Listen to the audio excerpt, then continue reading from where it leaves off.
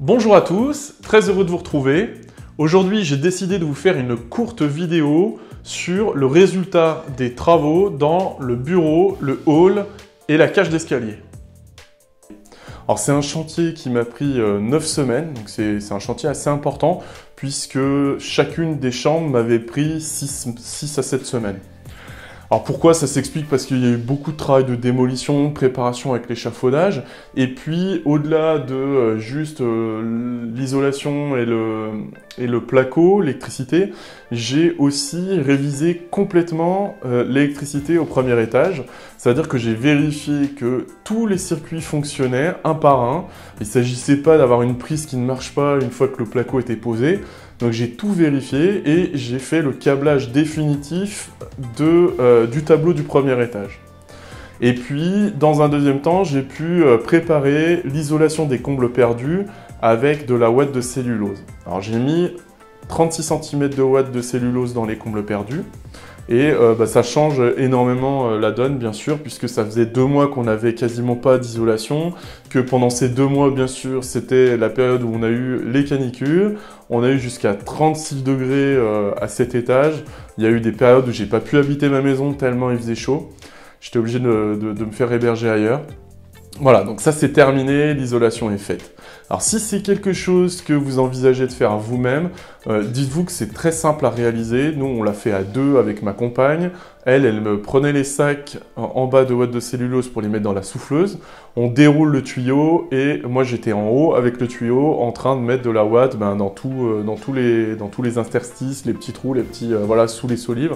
Et ça se fait très bien. Alors il y a juste une chose, c'est hyper poussiéreux. Mais bon, ça c'est pas un gros souci. Il faut juste avoir un très bon masque respiratoire pour ne pas manger toute cette ouate de cellulose qui est quand même pas terrible pour la santé, j'imagine. En tout cas, ça se fait très bien et si vous hésitez à le faire, nous on l'a fait en une petite demi-journée. Donc cette opération-là, je veux dire le fait de souffler la ouate, c'est une opération facile et rapide.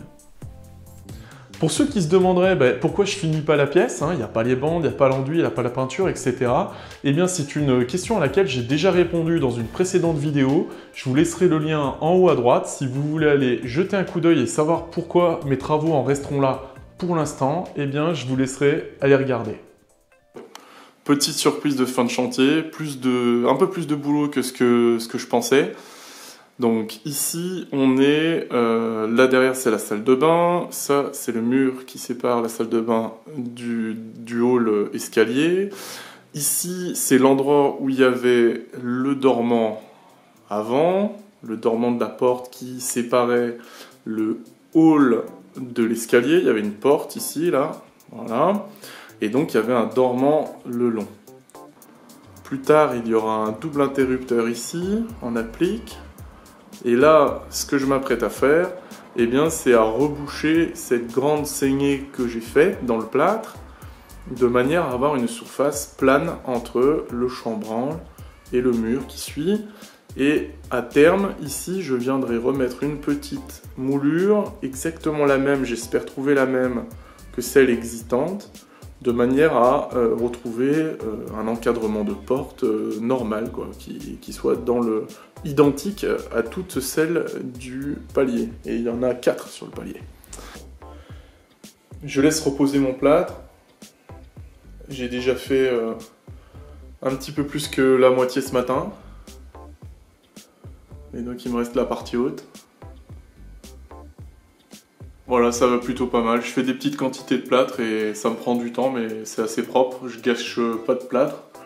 Je mets tout ce qui est dans ma boîte sur le mur, donc je suis assez satisfait. Pas trop d'accidents, pas trop de plâtre par terre, donc tout va bien. Voilà, la saignée est rebouchée. Alors, puisque j'ai rebouché maintenant, je vais pouvoir remettre un bout de moulure en bois sur le pourtour du dormant, comme sur les autres côtés. C'est une petite moulure avec des petites vaguelettes, donc je vais essayer de retrouver la même chose. Et une fois que j'aurai posé donc, cette moulure en bois sur le dormant de la porte, eh bien, je pourrai poser ma moulure en plastique dans laquelle vont se mettre tous les câbles qui sont ici et qui sont des interrupteurs en fait. Il y a pas mal d'interrupteurs pour la salle de bain, l'escalier, le hall, et puis enfin il y a deux inters pour la salle de bain. Voilà, ça fait 4 inters. Voilà. Bien satisfait du résultat. Et puis eh bien il m'en reste encore une autre à faire, puisqu'il y a celle-là qui est moins délicate parce que derrière il n'y a rien de fini, donc je vais pouvoir travailler plus à l'aise, notamment pour la démolition.